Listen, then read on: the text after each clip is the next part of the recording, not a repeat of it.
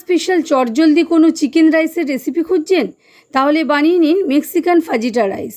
এর জন্য বেশি পরিমাণ জলে লেবুর রস, তেল অ্যাড করে নেড়ে বয়েল এলে আধ ঘন্টা সোকড বাসমতি চাল ভালো করে জল ঝরিয়ে নিয়ে অ্যাড করে 90% মতো সেদ্ধ করে আবারও জল ঝরিয়ে থালায় ছড়িয়ে ঠান্ডা করে নিতে হবে।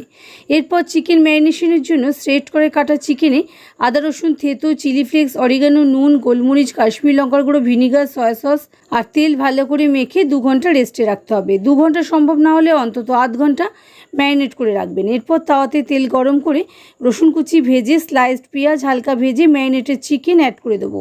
হাই ফ্লেমে 2 মিনিট ভেজে মিডিয়াম ফ্লেমে স্লিটেড কাঁচা লঙ্কা, চিলি গার্লিক সস অ্যাড করে একটু নেড়ে ক্যাপসিকাম, ভাত আর পরিমাণ মতো নুন অ্যাড করে হাই ফ্লেমে ভালো করে ভাজা ভাজা করে নিলেই রেডি মেক্সিকান ফাজিটা রাইস। রেসিপিটা বাড়িতে একবার অবশ্যই ট্রাই করবেন আর কেমন হয়েছে কমেন্টে জানাতে ভুলবেন না।